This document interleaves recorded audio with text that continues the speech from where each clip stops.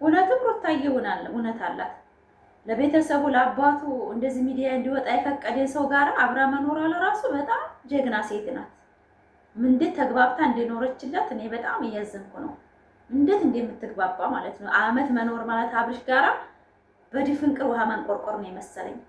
ለአባቱ ሚዲያ እንዲወጣ አሁን ዛሬ ጋሽዬ ሊመጡ ተዘጋጅተዋል። ይሄን ፈቅዶ ይውጡ የፈለጉትን ይሆኑ ብሎ የደፈነው ነገር አብርሃም በጣም ነው የገረመኝ። ፋሚሊዎቼ ላይክ፣ ሰብስክራይብ፣ ሼር እያደረጋችሁ ኮሜንት ጻፉ። እኔ የዝክን ያክል የጨከነበት አብርሃም ምስጢሩ አልገባኝም። በእውነት በጣም በጣም በጣም በጣም ራስ ወዳድ እንደሆነ ነው ያየሁት። በቃ ራስ ወዳድ። ቅድሚያ ቤተሰብ ነው። ለቤተሰብ ክብር የሌለው ሰው ሚዲያ ወጥቶ እንዲናገር አባቴ የፈቀደን ሰው ጀግና ማለት አልችልም። እኔ ሰው ነው ብዬ ማውራትም አልፈልግም። እኔ ዛሬ ልቤ በጣም ነው የተሰበረው። ማታ ኤፍሬም ቪዲዮ ለቋል። አባቴን ላመጣ ነው አለ። ዛሬ ፎቶ ተቦስቶልናል። እንደ ሚዲያ ሰው እንደ ተራ ሰው እኛ ፎቶ እየጠበቅን ነው። ልጃቸውም ፎቶ ተቦስቷል፣ እየጠበቀ ነው። የዘን ያህል ያጨከነው አብርሽ ግን በቤተሰቡ ለአባቱ ክብር ያጣበት ምክንያት ምንድን ነው ግን? ለምንድን ነው ግን? እኛን የናቀን ችግር የለብን። አህያ ያረደብን ፍቅርን ሲያመጣ ነው። ለኦዲየንስ ክብር ያጣው አብርሃም ታደሰ ፍቅርን ሲወስድ ኦዲየንስ እንደማይፈልግ ተረድቻለሁ። እኔ ማንንም ሰው አይፈልግም። ለምን? የአብርሽና ሩታ ኦዲየንሶች የእሷን ማየት ስለማንፈልግ ማለት ነው። ማንፈልገው ምክንያት ደግሞ በ7 ወር መታ የ5 ዓመት ፍቅሬ ብላ ስለመጣች ማለት ነው። ምንም በድለኝ አይደለም። እኔ ፍቅር ራሷ ያልፈለገችው ወንድ መልሳ እንደ ፍቅረኛ ሆና ስትመጣ ነው እንጂ ምንም አላደረገችኝም። አንድ ተራ ሴት ናት፣ አንድ ዩቲዩበር ናት። አለቀ። ምንም አልገኝ አይደለም። አላውቃትም፣ አታውቀኝም። ያን ሁላ እያስረዳ በቶክቶክ ታዘቀዝቅ ቤተሰቡን እኛን ከኦዲየንስ ከህፃን ልጅ ከእናት እስካሁን የምታዘቀዝቀው ማን ናት? ፍቅር እኮ ናት። ያን ሁሉ ረስተን እየኖርን ዛሬ ደግሞ አባቱ ሚዲያ ወጥቶ እንዲናገር የፈቀደው አብርሃም ምንድን ነው ልቡን የሞላው ግን? ቤተሰብ ግን ምን ሆኖ ነው ግን? ይሄ ልጅ ታሟል እንደ ሆነ ጤነኛ አይደለም። ለምንድን ነው እንደዚህ ድፍን ያደረገው? ለምንድን ነው ገንዘብን ብቻ ሴቭ ያደረገው? በልጅነት ገንዘብ ሲገኝ ቤተሰብ ክብር ይናቃል ማለት ነው። አባትነት ይናቃል ማለት ነው። እሺ ሩታ ትቅር፣ አንድ ተራ ሴት ናት። ሩታ ትቅር። ምን አለ ለቤተሰቡ ለወንድሙ ስንት የተንከራተተ ስንት ቡታጀራ ሄደ። ለምንድን ነው ግን ክብር? እኔ እንደ አይነት ቤተሰብ ወላሂ አይኖረኝ። እንደ አይነት ልጅና ወንድም ድብን ብሎ ይቅር። እኔ ሩታዬ ጀግና ናት የምለው እኮ ለፍቅር ብላ ነው ቤተሰቧን ጥላ እሱን ብላ የሄደችው። ቤተሰቦች አይጥሉኝም፣ ነገ ይቀበሉኛል። ቤተሰብ ነው።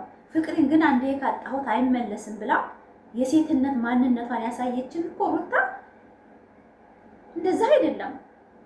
እኔ ሩታን የምወዳት ምክንያት ነው። ቤተሰቧን አታከብርም፣ ለቤተሰቧ ክብር የላትም ይላሉ ብዙዎቹ። በደንብ ነው ክብር ያላት። አንድ ፍቅር ብላ ነው መቼም ጥለው አይጥሉኝም ቤተሰቦች ስትል፣ አዎ ትታ ጠፍታ ሄዳለች።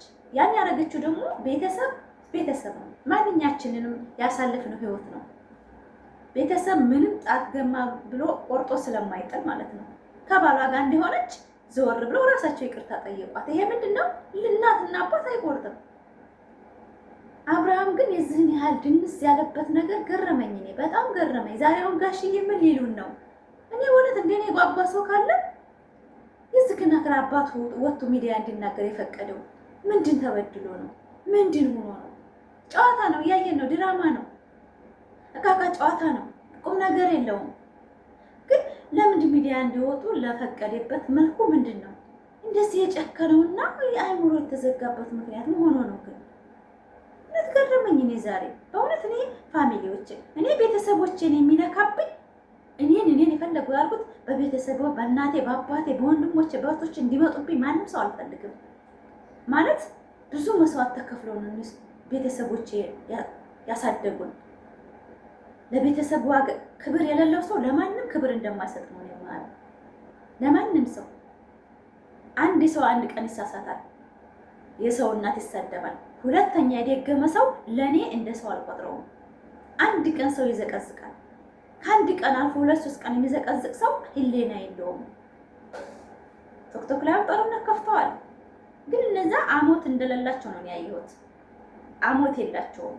የእነሱ ጓደኞች ወልደው ከብደው 2 ዓመት ሰርተው ሄደው ራሳቸውን ይቀይራሉ። እነሱ ቲክቶክ ላይ በዘረኝነት ደግሞ አሁን በብሔር መጥተዋል። የሚዘቃዘቁት በብሔር ነው። የነ ሩታን ፕሮፋይል አድርገው ይሄ ምንድነው? ብዙዎቻቸው ማንነታቸውን አያውቁም፣ ራሳቸውን ረስተዋል።